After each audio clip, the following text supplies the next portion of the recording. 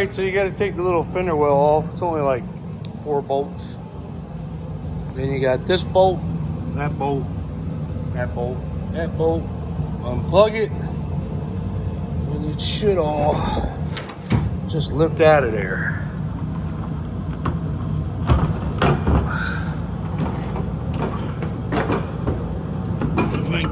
It's hard to do everything with 2 hands. So you just lift the whole housing out.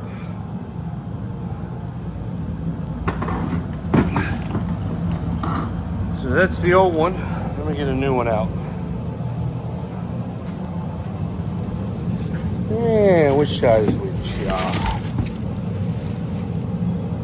Alright, I think that's the other side. Or is it this side? I think that's the other side.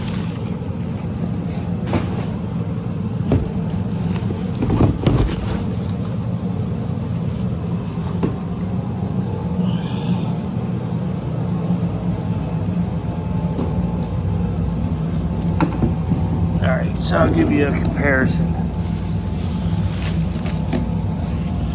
So you got your old ones, bulbs, and you got your new LEDs. And these bad boys are bright white. I like how you don't have to just change the bulbs. I like the whole housing, because then you get the new glass. See how wore that glass is? Camera might not do nothing for it, but it's really dolled up. This is really clear, shiny. It's got all the mirrors around it that help reflect the light, make it 10 times brighter.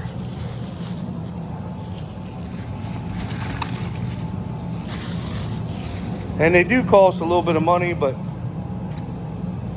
I like things a certain way.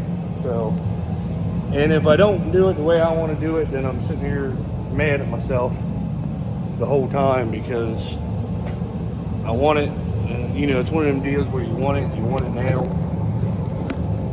Well, that's how I am. So that's why I work my butt off, so I can have it now. And then you just pop it in. And it lines up perfect. I mean, like I said, I've already put these in a different truck. I've already put them in one of the other trucks, and it just pops in. You just put the bolts back in, same plug, plugs right in, works just like it's supposed to. Now the thing I like about these is this is your headlight adjust right here, and once you get it in, you can shut the hood. Once you get both of them in, and you just turn this knob, and man, it really adjusts. I mean, it's so simple to do. I mean, crazy simple. I really like that. You can get them perfect with just turn of a knob. So they're the only ones I've seen like that. A lot of headlights have like screws where you have to take a screwdriver and do it. I like that turn knob, and it kind of locks itself after you turn it. You know, it's not easy to turn, but it's not hard to turn. But it's so it won't come out of adjustment. Really like these headlights. I don't even know what brand are they anyway.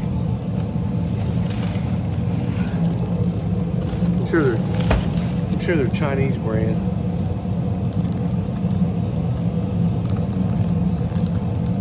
I don't know, but they work really well. They come through packaged real good. Got the plastic on them so they're not scratched. I mean, really nice for the price. I mean, they're not cheap, but they're not expensive either.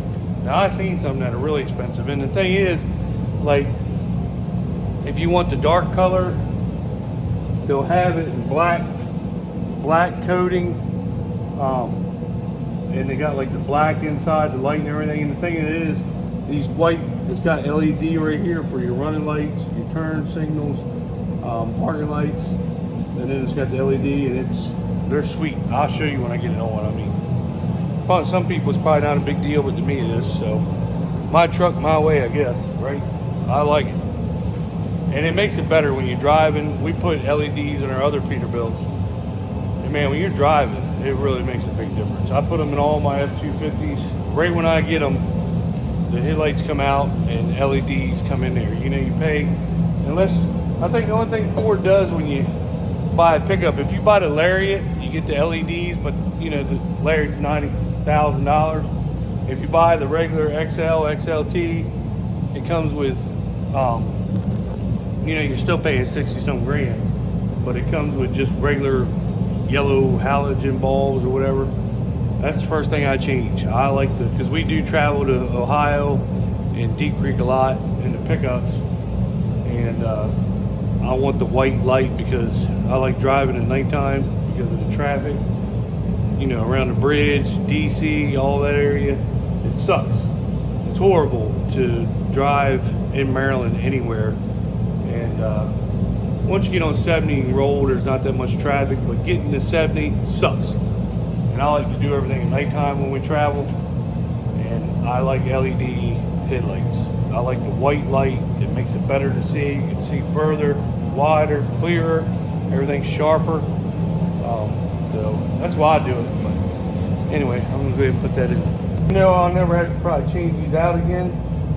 I am gonna put a little bit of never sees on each screw, just when I screw them in. That way, it's done over with. Good morning. Everything is sitting idle.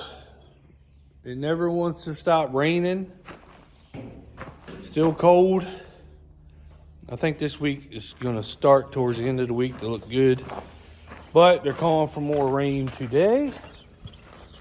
I don't think we're supposed to get much, but it's going to be enough to just screw everything up again.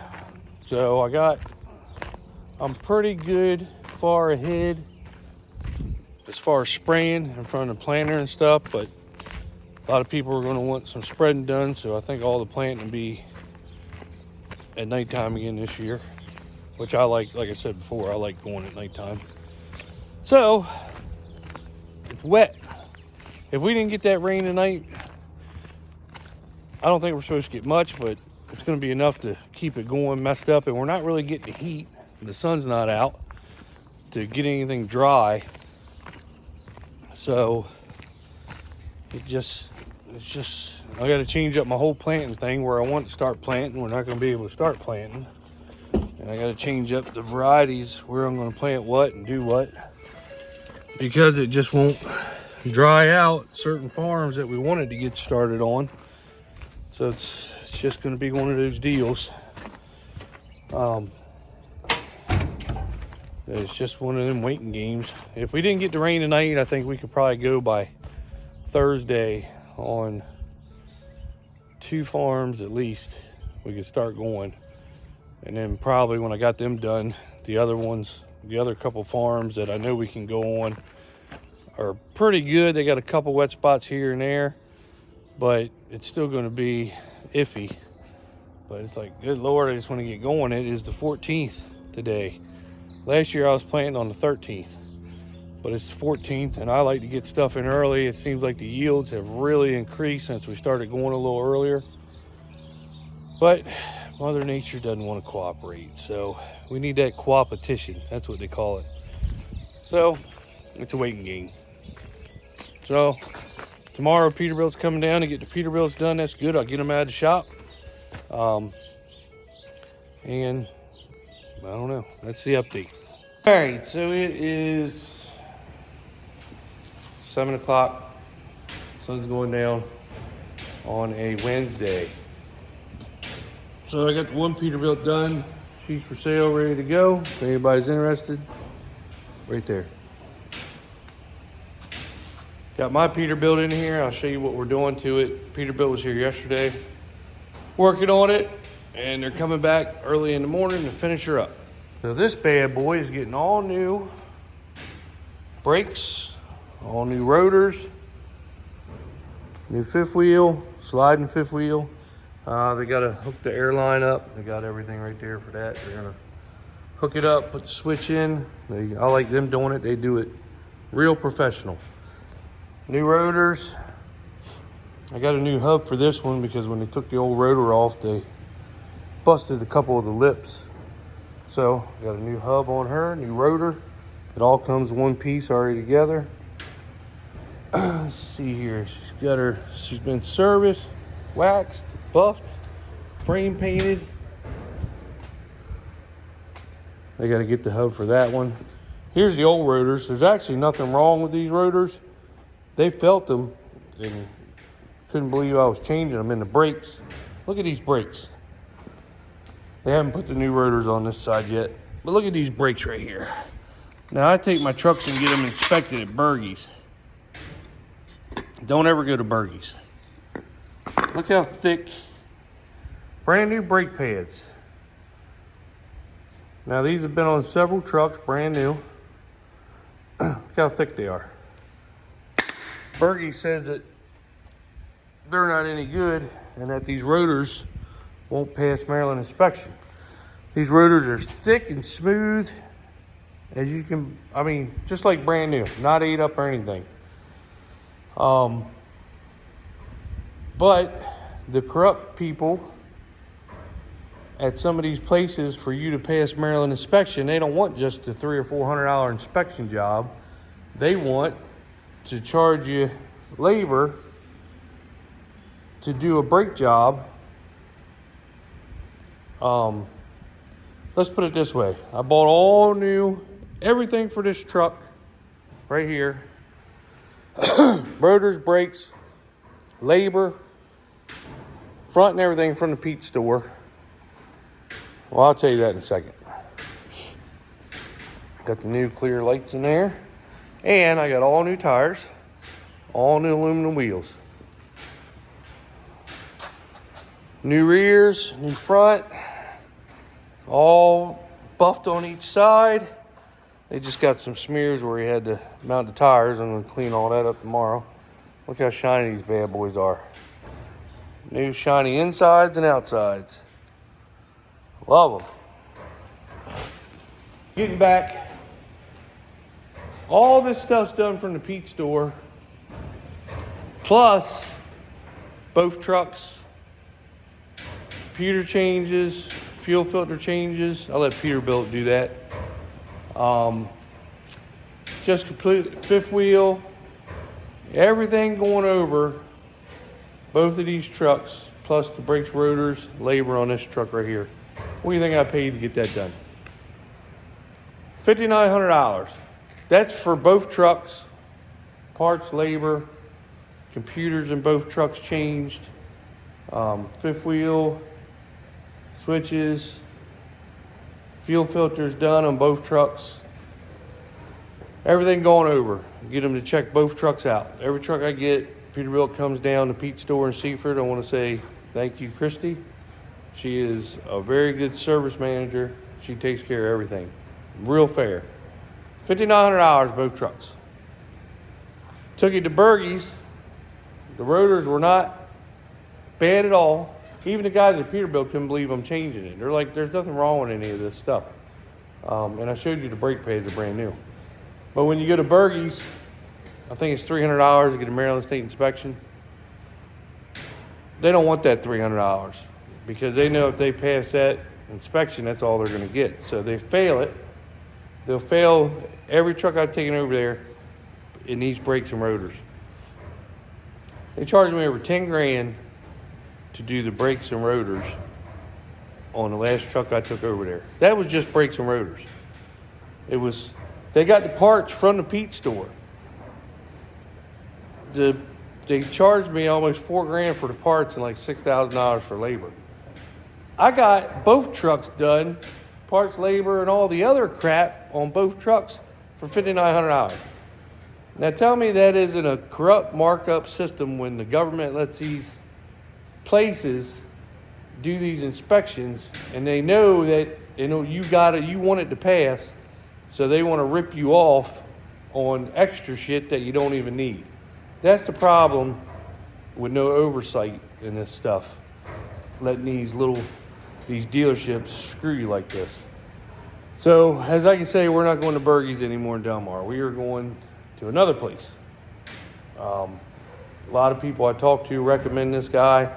Really fair. I think he charges $400 for a Maryland State inspection.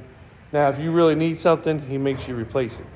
But he don't try to scam you on the stuff you don't need and tell you need it just for it to pass, because he knows that Well, you want it to pass really bad so you can get it on the road, but, you know, and he knows that you'll pay whatever it costs to get it done. He doesn't do that. So, as I can say, Bergey's ruined their reputation with me.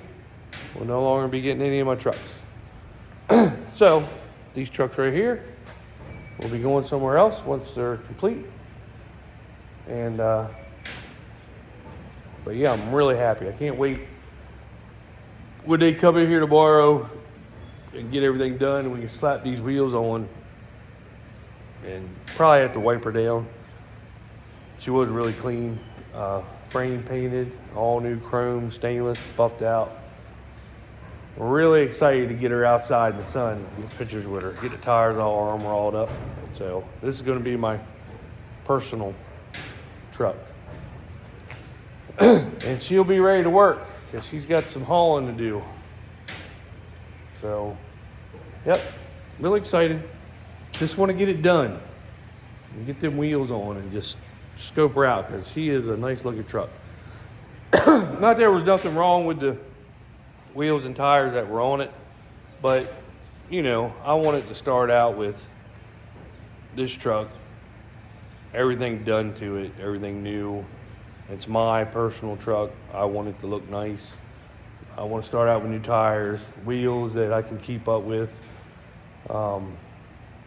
You know, the brakes and the, I didn't want to put the new wheels and tires on and Bergie say, oh, you need brakes. Next thing you know, you're yanking my brand new wheels and tires off and scratching. So that's why I went ahead and just did this stuff to it. That way it's done. And when I know she's out there working, that I feel confident that everything's good with her, nothing's going to happen. So, not that anything was going to happen with the old brakes, because as you can see, they were brand new brakes. But yeah, she'll be all done back together tomorrow, and I'll take a picture. Maybe that'll be my thumbnail on here. Let y'all see what she looks like. Got all new clear lights on the back, clear lights on the door. I got clear LED blinker lights coming there, clear LEDs on the top. Of course, I put them on all the trucks now. I just like the way they look. So, but yeah, I put mirrors on it, LED headlights, fog lights. So she's pretty much everything's done on this truck. So, pretty excited. So, I mean, I spent some money on it, but nowhere. I mean, I don't even come close to what I spent with getting scammed over there. So, but yeah, I'm pretty excited. New tires, new wheels. And they weren't as expensive as you think they were.